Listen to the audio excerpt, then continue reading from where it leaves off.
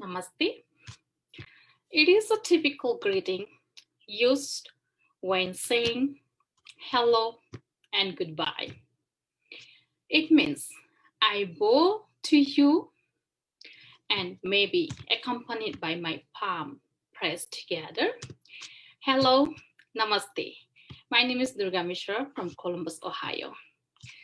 Today I'm very honored to be a part of New American Public Speaking Families who provides me this great opportunity to share my migration journey to America.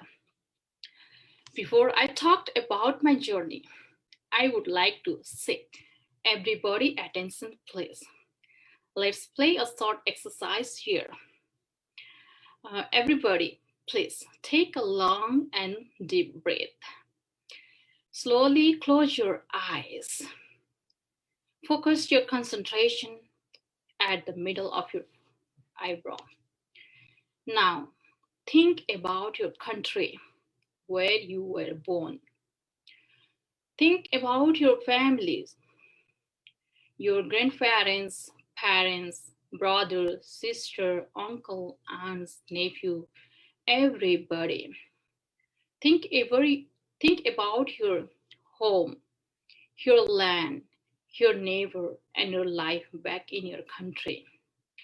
As the time passed by, the country government started mistreating his people. Human rights violation, rape, murder, imprisonment, discriminations are the common activities now and then. You are no longer able to withstand this torture, and when you speak about it, you are called terrorist. You have no option left other than to leave your country. You were evicted from your country without any destiny. You have all minors in your families, and you are only the butter and bread to your family. You seek a shelter in a foreign land for so many years without any identity, and you are called refugee. One day, you heard a news about third country resettlement or third country settlement. How do you feel?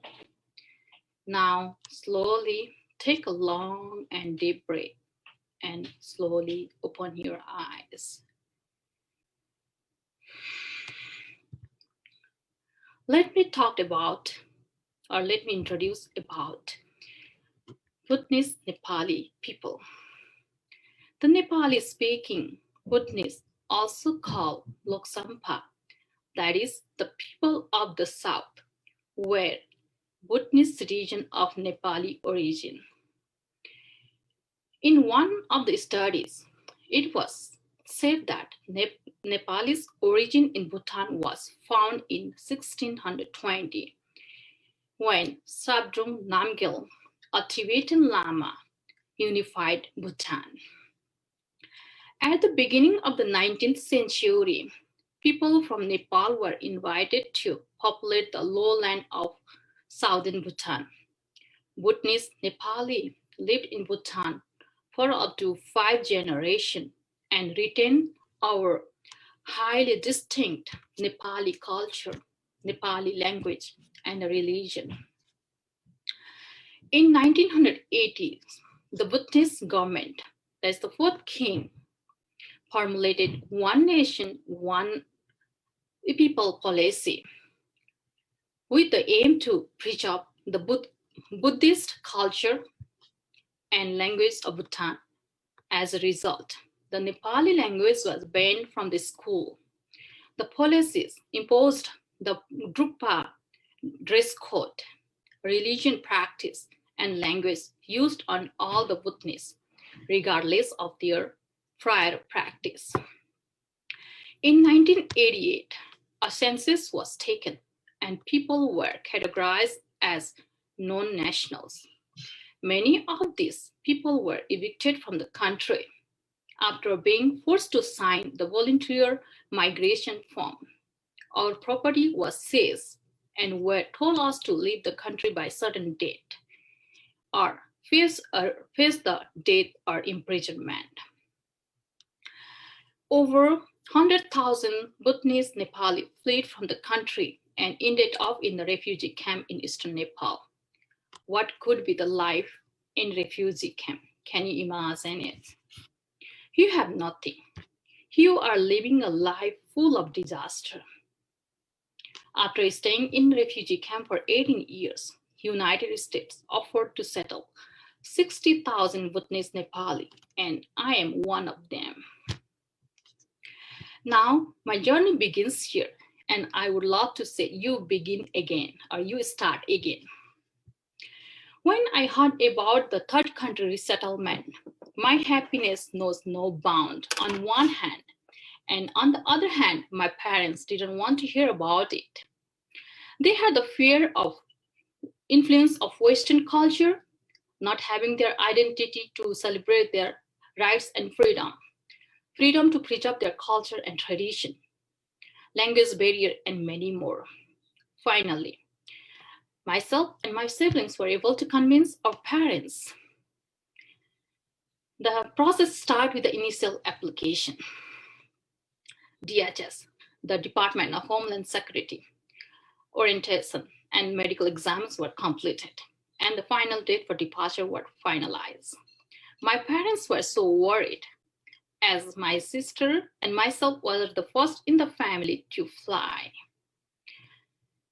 Families, friends, relatives visited us to say bye-bye. It was such a tough situation, where we cried the whole night. The next morning, we walked to the bus stop where IOM bus picked up. IOM stands for my International Organization for Migration. We waved our hand with the hope of meeting everyone very soon. IOM bus drove us to the airport. We flew to the capital city, Kathmandu. In the plane, we were so quiet, and only the thing that haunted our mind is the fear of unknown. In Kathmandu, we stayed for 3 days, where we were able to meet more families and friends. We exchanged our email ID with the hope that we could meet after we reached or resettled in US. In April 27, 2009, we went to the Tribhuvan International Airport and boarded the plane to Korea. In Korea, we had about 10 hours layover time. 10 hours layover time, oh my God, what are we gonna do with that time? It is such a long time. Luckily, we were provided with the hotel rooms to stay over. But we were not trained to use the hotel room.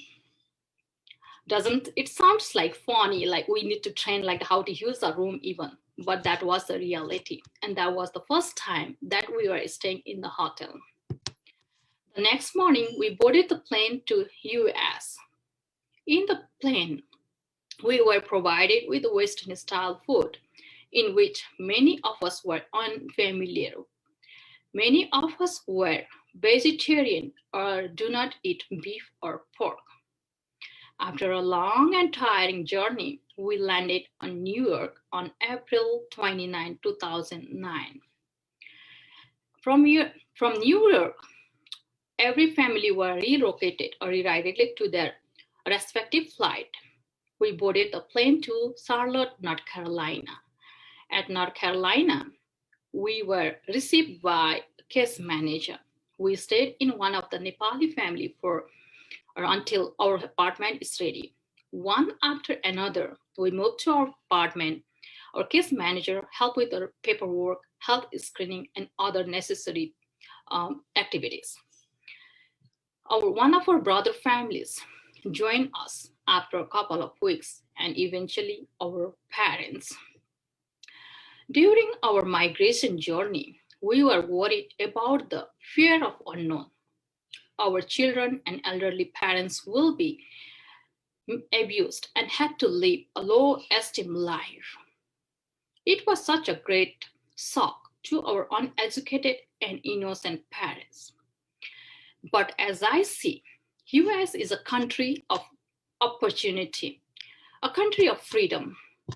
Opportunity doesn't haunt you, but you hunt the opportunity and choose the life to live of your choice. US is a country who accept refugees from the world and provide their identity as a US citizen. To become a refugee is your situation or my situation, but to grab the opportunity is my choice. So choose the choice and live the life of your choice. Refugee Day marked the day where we are forced to live a life of struggle and with the hope of brightening future. Thank you, the great nations, the United States of America. I can say that I was a former refugee from Bhutan and a proud citizen of US today. Thank you and God bless you all. Thank you. Durga, thank you so much. That was so powerful. You know, when we tell stories about immigration, there's oftentimes it's very sad story or very happy story. And you gave us the reality, which is there's ups and downs. And like you said, we make choices, we experience different things, and we deal with life in different ways, and that has consequences for us. And I just really appreciated that and how you brought us into our bodies by asking us to close our eyes and imagine and put ourselves in the position of someone else. That was so powerful. Thank you so, so much.